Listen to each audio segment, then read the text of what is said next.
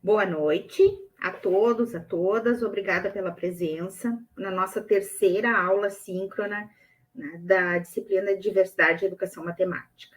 Eu estava retomando os tópicos. No primeiro tópico, nós fizemos um passeio por todo o cenário da disciplina, né, que é bem ampla.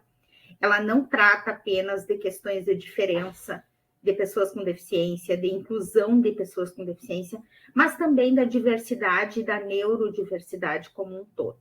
Tá? Então, as questões de diversidade, elas contemplam todas aquelas pessoas que, de uma maneira ou de outra, estão à margem, né, do processo educativo, do processo de aprendizagem, mas também das questões sociais.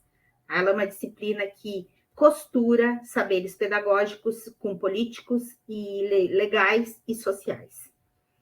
O tópico de hoje é formação do professor de matemática para diversidade e inclusão.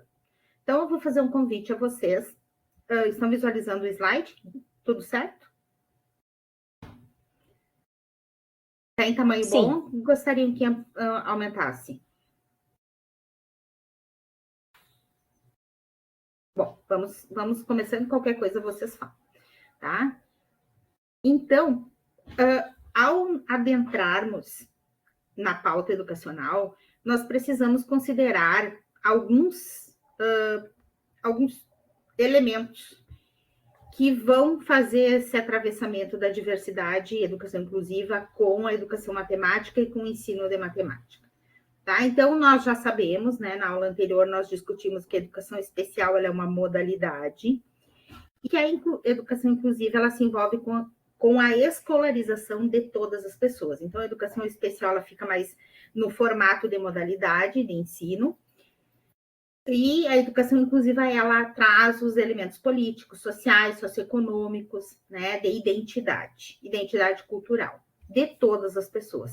E um elemento que é comum é a busca ativa. Tá? Se nós não tivermos o entendimento que não basta com a política de cotas e a abertura de possibilidades de ingresso, mas também nós precisamos fazer permanência e êxito dos estudantes nos processos, nós não vamos conseguir atingir o objetivo maior da educação inclusiva.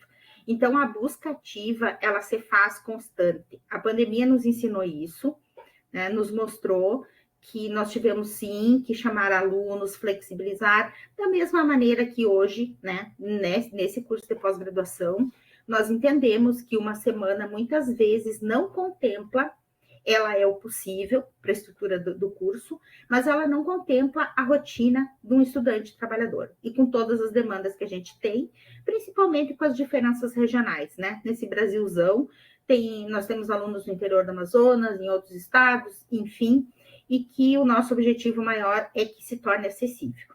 Para se tornar acessível, precisa ser flexível. Tá? Então, é nesse sentido que a gente insiste nessa busca ativa. O estudante não aparece, não manda mensagem, eu estou falando mais especificamente da EAD. Mas na escola, como que eu vou fazer? Eu vou, sim, tentar um contato com a família, eu vou tentar trazer de volta, porque é muito comum a desistência do público da educação inclusiva. Muito comum. E como eu trabalho nos conselhos de classe com os professores, a seguinte questão: tá faltando. Talvez o estudante não consiga chegar. Talvez dependa de mim, né? Eu, professora, ter que fazer essa busca. Então, a pauta educacional, ela não se limita a técnicas, a métodos, a estratégias. E ser professor de matemática nesse contexto vai demandar que eu também compreenda as questões da inclusão, né? Que os meus saberes específicos, eles não vão dar conta, porque senão eu vou ficar atrelada ao planejamento e às metodologias. Eu posso ter infinitas metodologias, as melhores possíveis, se eu não tiver o entendimento dessa dinâmica, que é uma dinâmica diferente, eu talvez não consiga ter êxito. E a escola, como é que a escola se apresenta? A escola ela não foi pensada para atender a heterogeneidade. Nós também conversamos na primeira aula que a gente escuta muito, né? foi uma atividade boa, mas a turma era muito heterogênea. A turma muito heterogênea me trouxe dificuldades de trabalhar. Vocês lembram que eu disse, né? Vamos tentar ir substituindo essas maneiras de pensar, né? Em vez de tentarmos aproximar da igualdade, caminharmos para a diferença. Então, a escola que não foi pensada para a heterogeneidade, ela tem toda a sua estrutura e funcionamento que não é para a diferença, né? A estrutura e funcionamento da escola regular é mais confortável ao considerar a diferença entre os alunos, mas então a gente precisa entender que os estudantes são diferentes, assim como nós somos diferentes, e como a matriz curricular ela é composta por disciplinas diferentes. Nós aprendemos, no entanto, que a heterogeneidade, né, com a heterogeneidade, com a diferença, nós aprendemos que as diferenças dão suporte para nós vivermos num espaço democrático, seja uma escola democrática ou mais ampla numa sociedade democrática. Por quê? Porque as diferenças com a igualdade, com as semelhanças, elas vão formar a equidade, que é o que a gente vai ver agora. Então, por que a educação inclusiva, muitas vezes, ela causa desconforto e ela incomoda, em alguns momentos até constrange? A educação inclusiva encontra resistência e incomoda porque somos levados a questionar alguns dos fundamentos e das práticas mais arraigadas da escola tradicional. O caráter seletivo, né? Muitas escolas ainda, mesmo públicas, elas apresentam um processo seletivo que ruma mais para a exclusão do que para a inclusão, e a homogeneidade dos métodos de ensino. Né? Se nós somos diferentes, por que nós vamos ter métodos engessados? Se nós aprendemos de diferentes maneiras. E ainda a idealização dos alunos, né? A idealização de que correspondam, a idealização daquele formato de escola de que o professor é o centro. Né? Hoje nós já sabemos que o processo ele se desenvolve de diferentes maneiras, e o fato de não sermos sensíveis a quem são os nossos estudantes. Né? O caso do uso do nome social é algo bem saliente nessa questão. Né? Nós temos muitos estudantes que já estão no processo de transição de gênero e que utilizam o nome social, e sim, o professor precisa entender que isso é uma questão da contemporaneidade, das mudanças, das transformações, e que não cabe ao professor aceitar ou não aceitar. Né? É uma situação que está posta, é um direito do estudante e é uma condição, né, a ser respeitada e a ser compreendida. Em relação à acessibilidade curricular, né, falando agora mais num contexto de estudante com deficiência, né, que precisa de ajustes metodológicos e de estratégias específicas para que a acessibilidade seja garantida.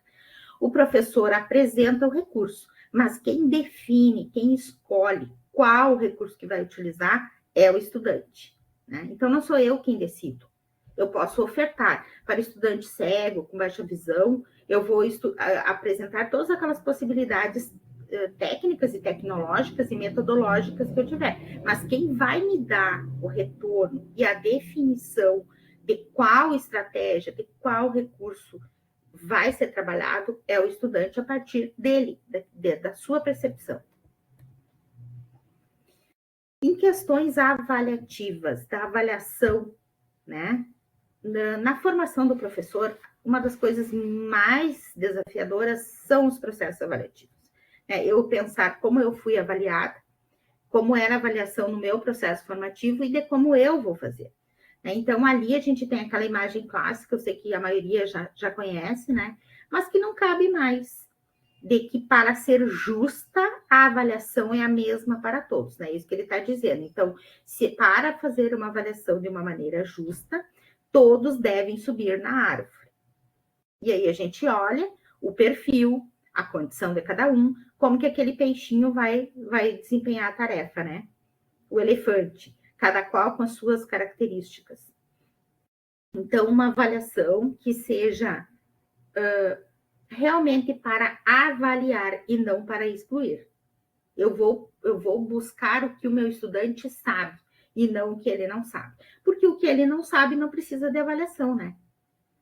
O sentido da avaliação é dar continuidade ao processo de aprendizagem. Nessa linha de pensamento, nós vamos entender que a equidade ela é formada pela igualdade e pela diferença. Então, ali a igualdade, se eu for considerar a igualdade, a metodologia é sempre a mesma. Os recursos seguem o mesmo parâmetro, né? Se eu pensar que eu vou olhar pela igualdade ou pelo pensamento somos todos iguais. Não somos todos iguais, tá? Nós somos todos diferentes. Então, a diferença com a igualdade produz a equidade, que é o nosso maior objetivo, né? Um vai precisar de uma bicicleta adaptada, outro vai, pela condição da fase do desenvolvimento, vai usar a bicicleta menor, né? O adulto, a educação lá, vai usar as estratégias e os procedimentos para a educação de adultos e a educação infantil. Então, a equidade é o princípio democrático para a inclusão. E a formação do professor de matemática, né? Nós temos diferentes teóricos, e eu escolhi o Fiorentini, Dario Fiorentini, da Unicamp, né? O professor Dario, ele trabalha com uma abordagem de matemática humanizada e humanizadora, né? Então, uma formação que dá destaque para o desenvolvimento integral do docente. Né? Que docente que eu estou formando? Se eu penso em que docente eu estou formando, eu vou entender que eu preciso, para além das questões de cognição, das questões pessoais, de identidade, para as questões relacionais e sociais. Então, uma formação que envolve a valorização das suas experiências e a relação entre o conhecimento técnico e as necessidades humanas, especialmente no contexto da educação matemática, que valorize a pesquisa sobre a própria prática. Né? O que é a praxis? É a reflexão sobre a prática. A minha prática, eu vou ter a possibilidade de transformar se eu avaliar e olhar para a minha própria prática. Bem como a colaboração entre professores como elementos centrais para o desenvolvimento profissional. Algum comentário?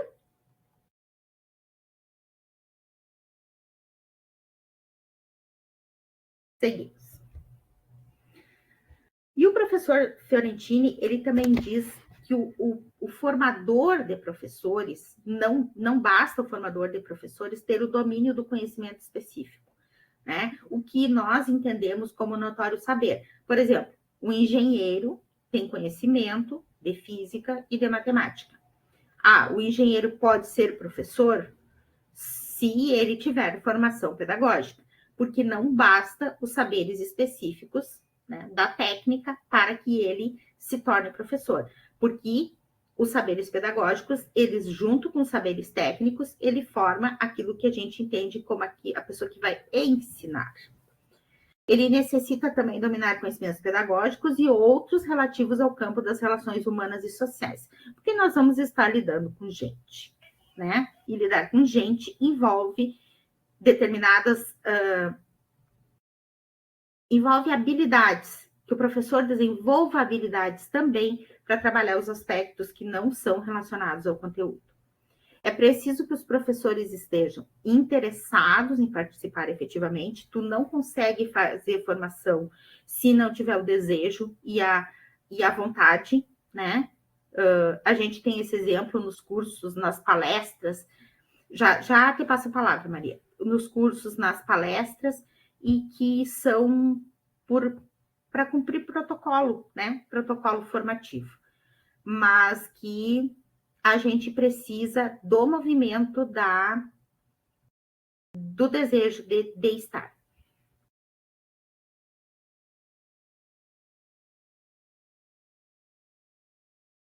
Carol, quer falar? Eu queria ler um comentário aqui, prof, do Joamilton. Ele colocou, sendo assim, o professor, né, utiliza a matemática como um meio para educar de forma mais ampla, crítica e humana? Foi uma pergunta. sim, nós vamos discutir isso daqui a uns pouquinho, né? Uhum. Quando a gente traz o Dario Fiorentini, eu recomendo a leitura, gente, para quem ainda não acessou. Ele tem vários livros, eu posso até disponibilizar, pensei em colocar a fotinho dos livros aqui no slide, mas eu posso disponibilizar a vocês, cabe a leitura, porque nós vamos entender uma outra abordagem de ensinar matemática. E como ele trabalha muito ligado à formação do professor de matemática, então ele traz elementos de atitudinais para além da matemática pura.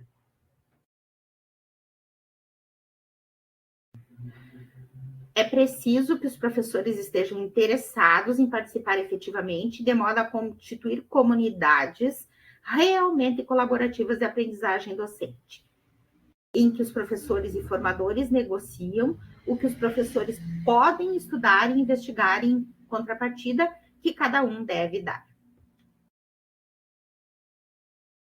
Aqui, eu acho que responde, né? A matemática, ela é uma linguagem. Eu mesma demorei muito tempo para entender isso, né? Que a matemática, ela não se limita à questão lógica, a questão de cálculo e a questão lógica. Ela é uma linguagem. Ela é uma ciência que deriva da necessidade social. Nós temos matemática em tudo. Eu não sou da matemática, eu sou da educação especial.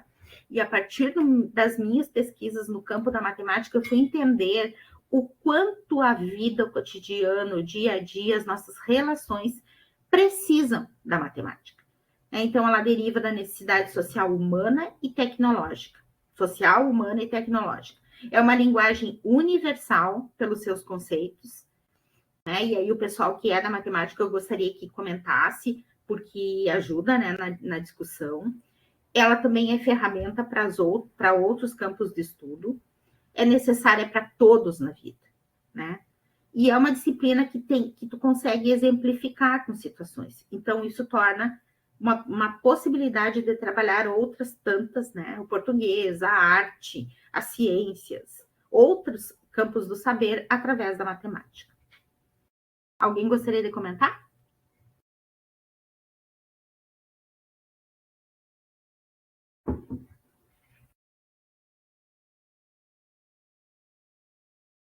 E como que a gente vai fazer essa cultura colaborativa na escola, então?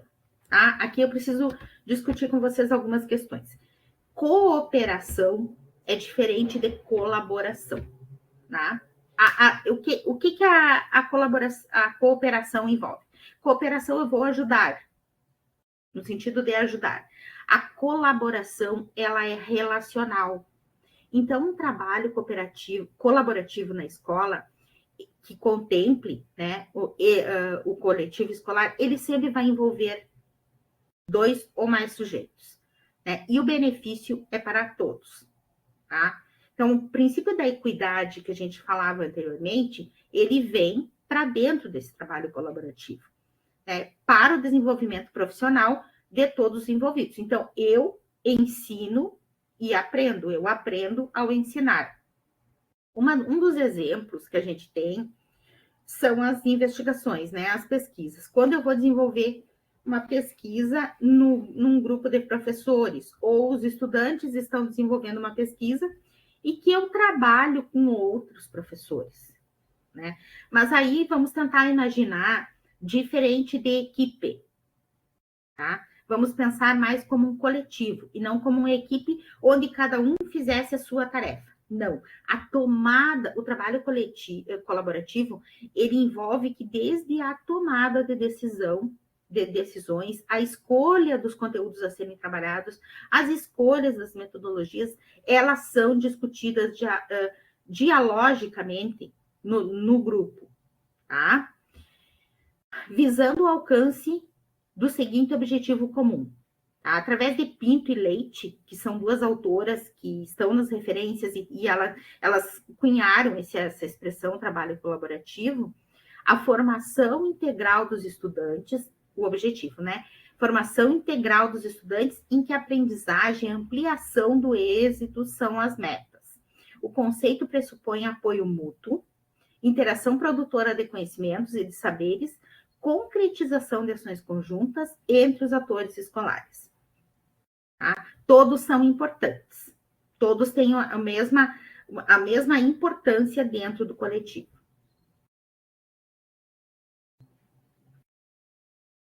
Agora eu gostaria de ouvi-los. Vou voltar aqui para a gente ir repassando. Tem mais alguns comentários, professora. Vamos explorar os comentários, então. Uhum. O João Hamilton também comentou sobre o conhecimento matemático, que se refere à capacidade de compreender os conceitos subjacentes à matemática, de estabelecer conexões entre eles e de aplicá-los de forma significativa para resolver problemas em diversas situações. Ele comentou também que consegue resolver muitas coisas usando o conhecimento da engenharia e outras com o matemático. E o César Lobato também comentou, achei bem interessante aqui, eu já via a matemática interligada com física, química, entre outras matérias. Entretanto, com a sua matéria, recentemente eu vi a matemática ligada com a história, por exemplo, mesmo sabendo que ela já vem de anos e anos, nunca tinha parado para pensar essa ligação. Olha só, gente, os dois comentários, né? A formação da engenharia, eu gostaria de saber do Jamilton como que foi essa transição da engenharia para a docência. Se ele atua na docência. E também em relação a esse clique, né, César, que a gente tem, porque parece que essa hierarquização, elas vem muito também de como nós fomos formados. Nós fomos formados numa matriz curricular de disciplinas isoladas. E hoje, a contemporaneidade não dá mais conta disso, né? Porque eu vou lá, desde os projetos integradores, desde as novas propostas metodológicas, mas como também a demanda social, eu preciso saber do meu contexto social para preparar o meu aluno. Cassiano, gostaria de falar?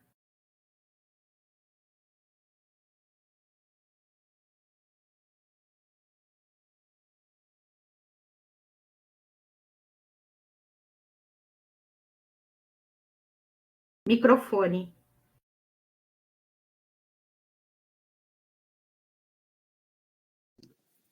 E sobre a transversalidade da matemática dentro das outras disciplinas. E uma das coisas que até numa outra disciplina a gente viu foi a questão de tu trabalhar a história da matemática, também ajuda a tu ter uma fixação dos conceitos melhor com os alunos. Tu trabalhar dentro da história da matemática, de onde saiu aquele conceito, por que foi inventado, digamos assim, aquilo ali, de onde que se descobriu. Aquilo ali é um trabalho que tu vai puxar várias disciplinas ali e tu pode trabalhar a parte tanto de ciências naturais ou linguagens também, ciências sociais, tudo junto do trabalho matemático. Isso eu creio que consegue trabalhar de uma maneira que fica muito mais fixado os conceitos com os alunos do que trabalhar isoladamente, questão de decorar a fórmula, como era quando eu estudei. Concordo contigo, Cassiano. Hoje, no grupo de pesquisa, nós conversávamos exatamente isso.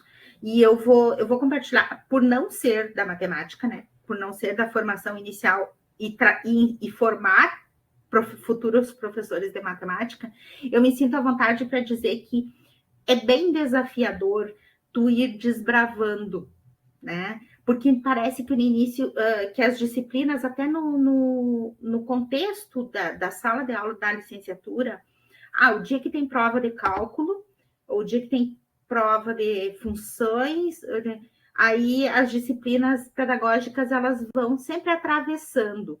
Eu trabalhei muito com os meus alunos e acho que cabe a gente trazer essa discussão que o Tardif mesmo aponta, né, que não existe hierarquização de saberes. Quem será o bom professor de matemática? Aquele que domina somente a parte dura, entre aspas, que eu não concordo que seja dura, né? Porque ela é essencial para o desenvolvimento das habilidades. Mas qual é o lugar da formação pedagógica dentro da formação, no contexto total da formação do professor de matemática? E aí tu comentas, Cassiano, que como eu fui formado, né? Eu também. E talvez a minha relação sofrida com a matemática, ela também passe por aí. Não o aprender, mas o como foi ensinado. Né? Tem um outro texto que a gente vai discutir, é em relação a homens, a cultura, né? A cultura de que os homens são melhores em matemática. Quantas mulheres cientistas e de destaque na matemática nós tivemos? Então, por isso que a disciplina de diversidade, ela vem na tentativa de promover um outro olhar para a formação da matemática, né? Eu acho isso muito, muito interessante, além de extremamente necessário, é bastante interessante a gente parar um pouquinho para fazer essas discussões. Oi, professora, posso ler mais alguns comentários? Isso, eu acho que a gente vai fazendo, né, O João Milton respondeu que, na verdade, ele sempre quis ser professor, mas precisava ganhar dinheiro e, na época, o salário dos professores estava muito defasado. Optei pela engenharia, mas depois fiz matemática. O César... Ai, que coisa boa! Que coisa boa ler isso. Só uma contribuição, um comentário. Eu tenho um estudante na licenciatura em matemática que veio da administração. Ele fez administração na instituição onde eu trabalho, né, no campus onde eu trabalho, e terminou a administração e entrou na matemática. E me disse assim, professor, agora eu me encontrei. Né? Já está apresentando o trabalho, já está participando de projeto de extensão. Então, a docência ela tem dessas coisas, né? O César Lobato, exatamente, professora. Eu, por exemplo, só fui formado na matemática escolar, contas, fórmulas e etc. A Cleita também comentou, só a título de curiosidade, recentemente descobri que a matemática é divulgada como exatas, mas somos também da área de humanas. Então, a disciplina de diversidade e educação matemática está dentro da nossa temática. Me senti incluída agora. Me senti incluída. Muito obrigada. Porque eu trabalho, né? Eu trabalho com colegas no grupo, assim, na matemática na instituição, e eu confesso, nos primeiros encontros, a gente é aquela coisa setorizada. Hoje uma colega me mandou uma mensagem. Olha, será que tu consegue fazer uma análise curricular comigo que a estudante pediu aproveitamento e é das disciplinas pedagógicas? Gente, isso é tudo de bom quando tu se dispõe, né? Coordenadora do curso de matemática se dispõe a sentar junto com quem é da área pedagógica e entender o que né, se atende ou não os objetivos da matriz curricular. E aí, uma coisa que eu estou falando e o meu retorno aqui está me dizendo, nós ainda setorizamos, né, a formação de professores. Disciplinas específicas e disciplinas pedagógicas. Talvez daqui a um tempo, numa outra edição desse curso, a gente já não esteja falando assim. Nós já tenhamos assimilado que o processo de formação de professores ele é um só. Ele é um fluxo, né? Ou deveria ser. Quem mais? Algum exemplo da atuação de vocês ou da formação, se quiserem trazer para enriquecer, a gente fica feliz.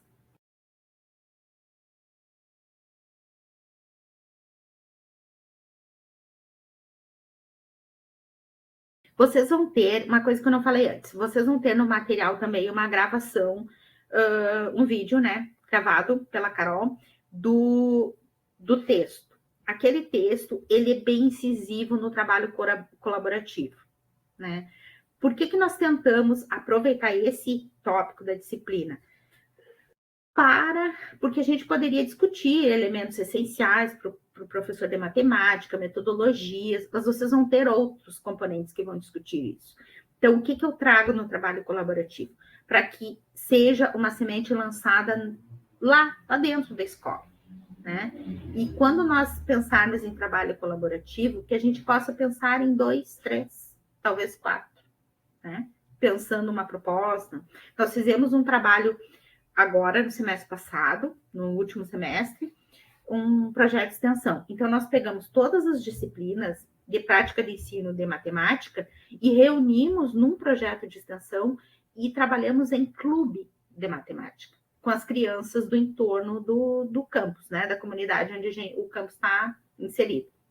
Então, assim, atuavam as professoras da licenciatura, os estudantes, os acadêmicos da licenciatura, já desde o primeiro semestre, desde a prática de ensino 1, né, que é a formação de professores, já diretamente se ajudando e trabalhando colaborativamente. Então, nós definíamos os planos, organizávamos a proposta e desenvolvíamos. Inclusive, uma coisa que ficou combinada, nós não iríamos aplicar a atividade, nós estamos desenvolvendo um trabalho. Né? Até o nosso discurso a gente tem tentado melhorar nesse sentido, com crianças da comunidade. E foi um sucesso. Nas práticas, no próximo tópico, eu vou trazer fotos para vocês, como uma possibilidade, né, de pensar o que vocês podem fazer. Tem um comentário do Cassiano, mais um comentário aqui, prof. Minha área de atuação profissional é a química industrial, mas também sempre quis ser professor. Por isso, fiz pedagogia e nos estágios notei a dificuldade de trabalhar a matemática nos anos iniciais. Por isso, estou fazendo esta pós-graduação. O João Milton também comentou: eu trabalho com cursos técnicos e é uma experiência muito gratificante, pois se concentra em uma abordagem prática e voltada para o mercado de trabalho. O foco não é apenas a teoria, mas sim a aplicação direta do conhecimento. Sabe que, compartilhando também com o Cassiano, eu também fiz pedagogia há pouco tempo, né? Eu penso que nós deveríamos olhar com muito carinho, né, para essa ampliação da formação. Elas se complementam e tu dá um outro sentido para a tua formação. Continuamos?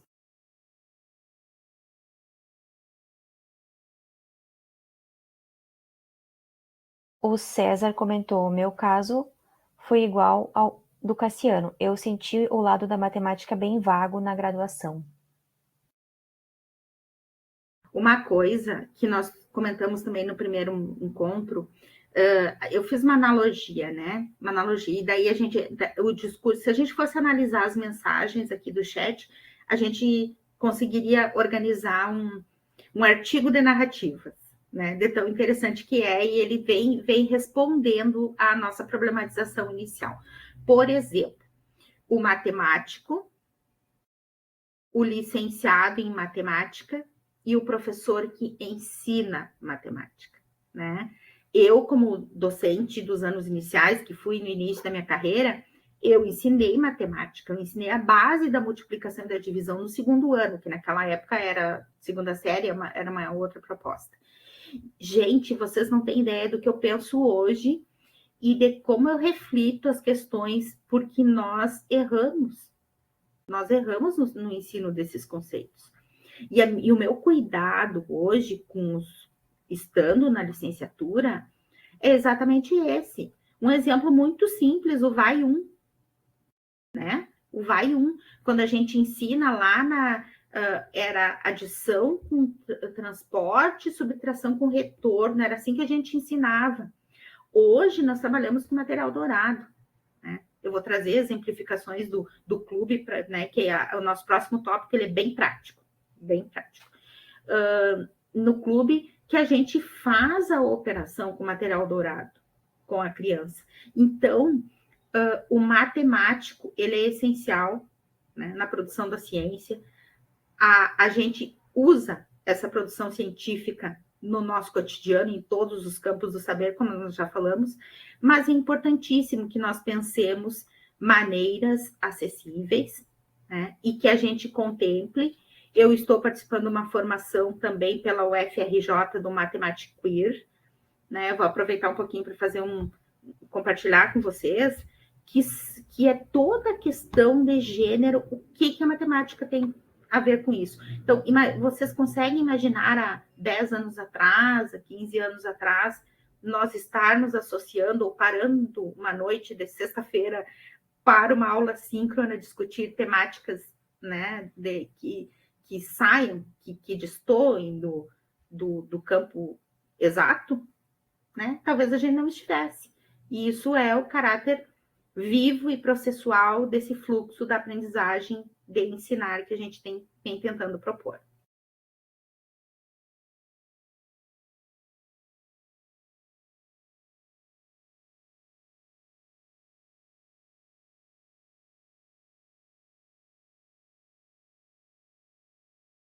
Mais alguém? Algum exemplo? Algum exemplo como... Só aqui o Luiz Alberto comentou que é verdade essa situação, né?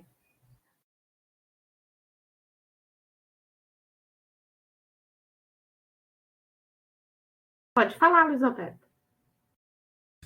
Boa noite, pessoas. Essa parte é bem interessante. Quando eu cursava licenciatura em matemática, geralmente o pessoal da pedagogia odiava matemática, né? Sempre odiavam.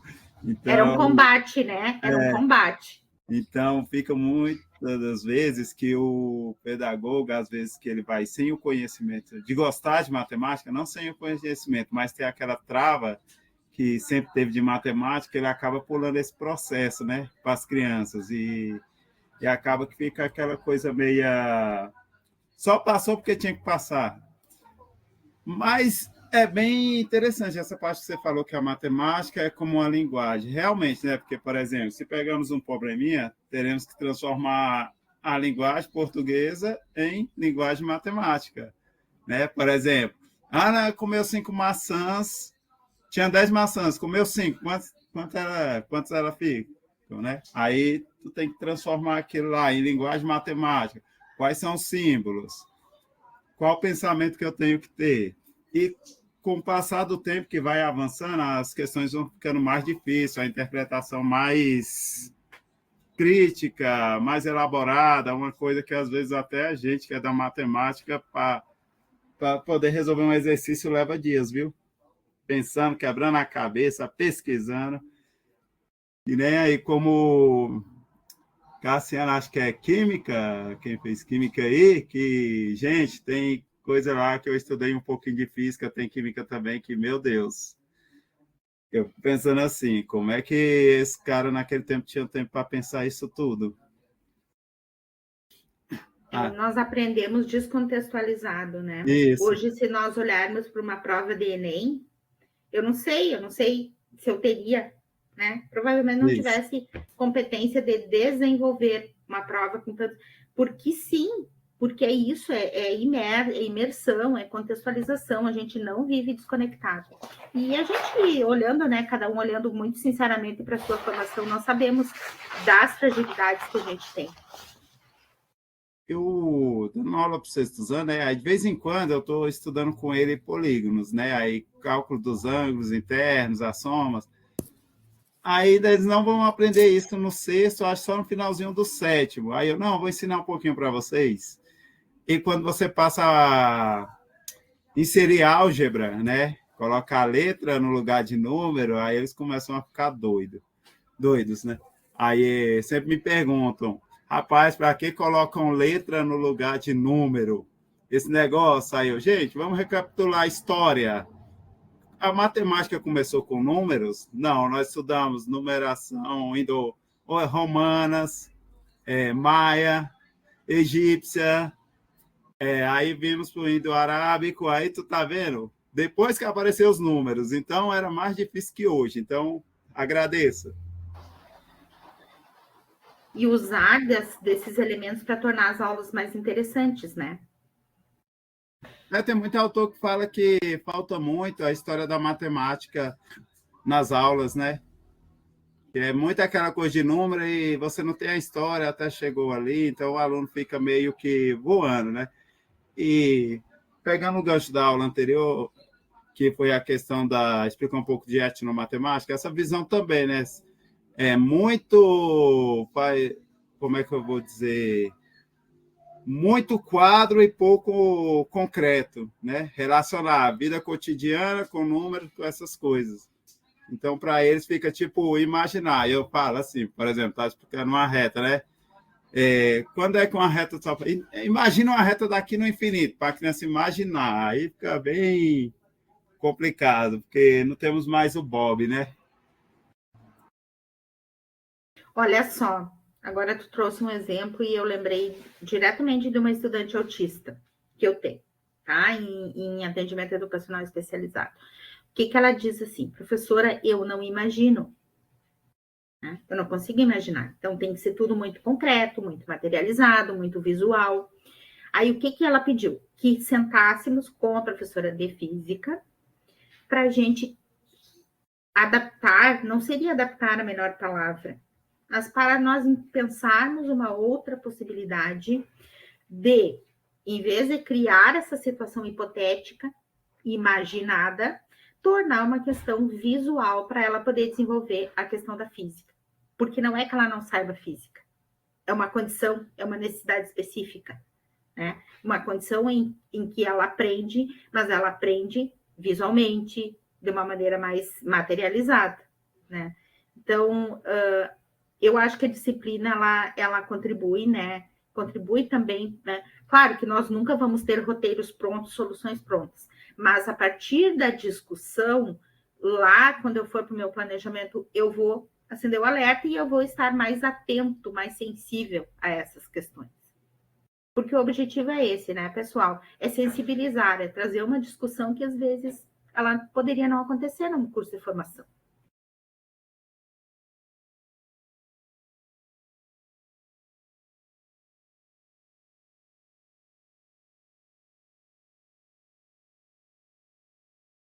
O que mais, gente?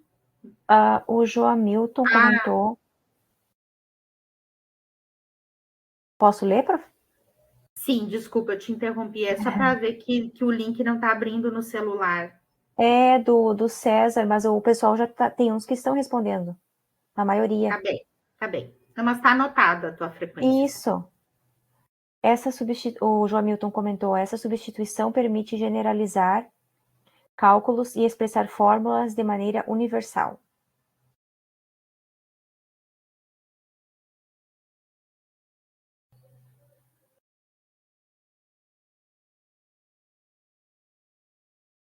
Cassiano? Para os colegas ali que não estão conseguindo, é porque no chat, pelo celular, tu não consegue selecionar o texto ali. E daí seria interessante se alguém conseguir pegar e colar na parte ali das anotações, onde tem ali notas compartilhadas, que daí ali acho que tu consegue selecionar depois. Colar ali o link do formulário, tu diz?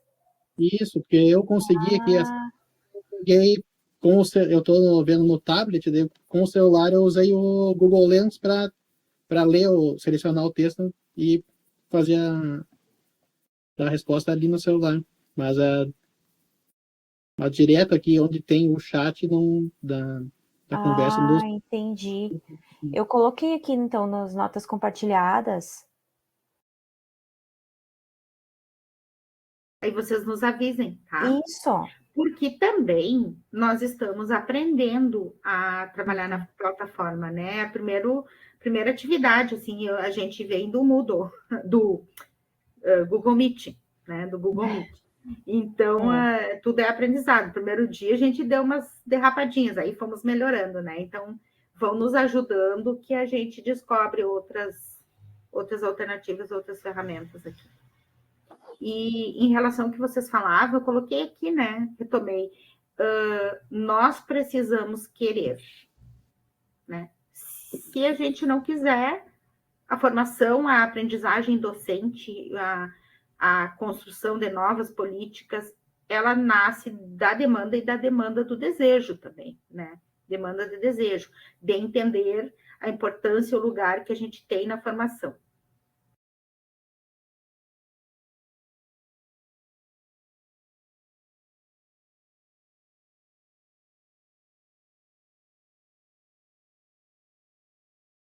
Em relação à avaliação, né? Não sei se vocês já abriram lá no Moodle esse tópico,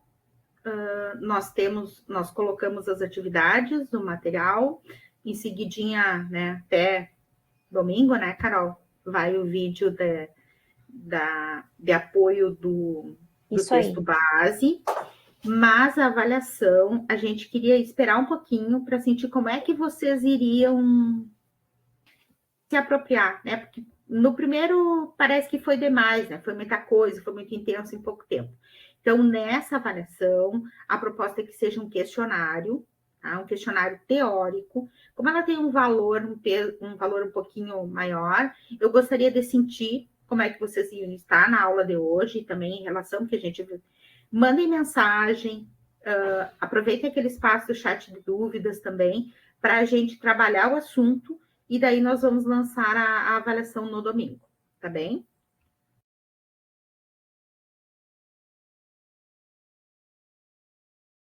O César perguntou, só realizar as atividades? As atividades, sim, mas vai ter a avaliação. A avaliação não foi inserida. Tanto que eu coloquei lá no enunciado, né? Nesse tópico, as atividades elas vão ser um pouquinho mais divertidas, assim, mais lúdicas, né? Para a gente dar uma descansada, recuperar o fôlego e entrar no tópico final. Mas também a gente vai propor um questionário avaliativo daí para a nota final, né? Desse tópico. Só em relação ao questionário, eu vou pedir que vocês tentem cumprir o prazo, tá? Porque depois ele encerra só se nós fizermos um novo questionário. Então, o questionário até a meia-noite de quinta.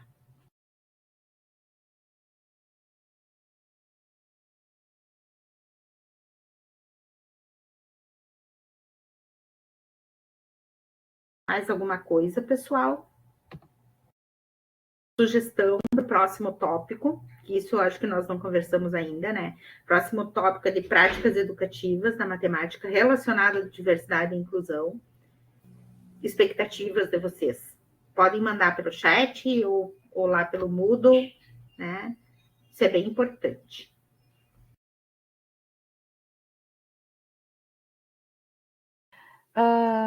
Só passando para lembrar, quem não assinou a lista de presença ainda, pessoal, se tem alguém, daí só para estar compartilhada aqui no chat e nas notas compartilhadas.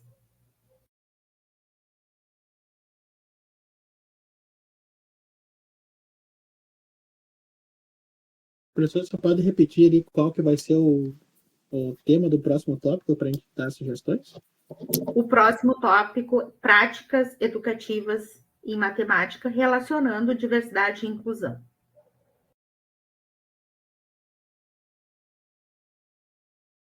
Primeiro, eu pretendo trabalhar com vocês práticas educativas e práticas pedagógicas, que são coisas distintas, né? E a gente, no cotidiano, talvez entenda que seja a mesma coisa.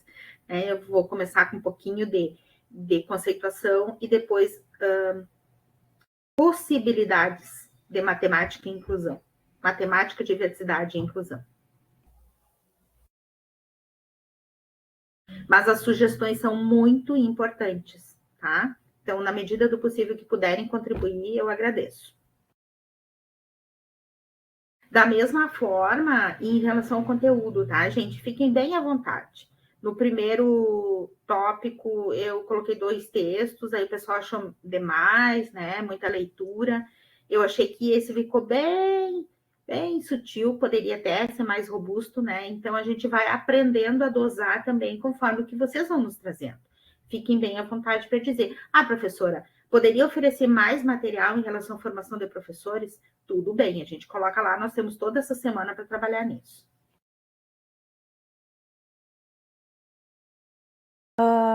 Vou ler o comentário aqui do João Milton. Sobre esse slide atual, matemática é a linguagem que usamos para entender o mundo ao nosso redor.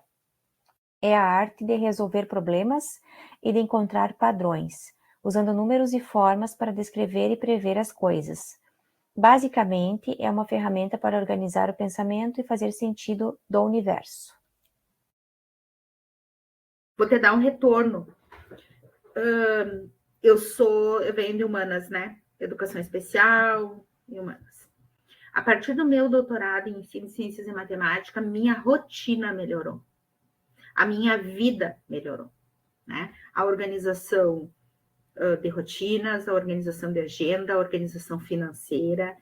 Parece que a minha dinâmica de vida também melhorou. Eu atribuo muito ao convívio, ao estudo e aos 4 anos que eu fiquei no programa de ensino de ciências e matemática.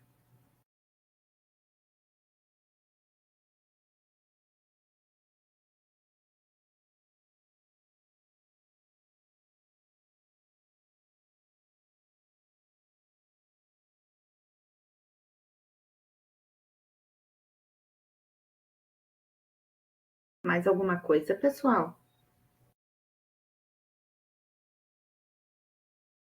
Agradeço. Professora, podia colocar um pouquinho sobre modelagem matemática também, seria bem interessante, né? Vou buscar para vocês, nas práticas de diversidade e inclusão. Porque é muito bom que dá para associar as duas coisas, que a modelagem matemática faz parte. Uhum. A utilização com pessoas com deficiência visual, né? E trabalho com baixa visão também. Vamos tentar conectar. É isso aí. O que mais?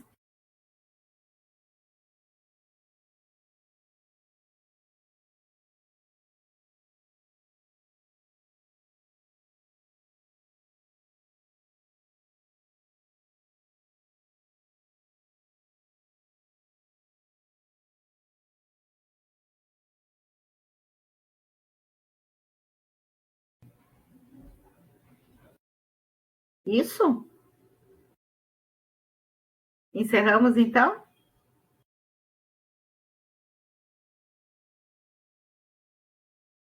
Quero agradecer, gente, a participação, as contribuições, né? Porque só a aula expositiva nós já estamos distantes, né? Já estamos distantes. A EAD, ela precisa que a nossa vontade esteja também presente para a gente fazer uma aula mais dinâmica, mais interessante, também que atenda ao interesse dos alunos.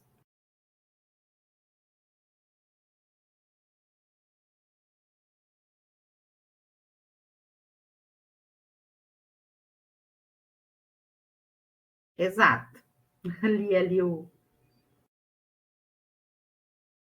chat. Carol, tá fechado o micro. Ah! É que agora eu vi o comentário o último comentário dele, né? Tá certo, então. Agradeço a vocês, né? Vou parar a gravação aqui. Obrigada por hoje. E até o dia 4, quando a gente vai ter a nossa próxima, a última aula síncrona da disciplina, né? E qualquer dúvida, ficamos à disposição. Boa noite, rapaziada. Um ótimo final.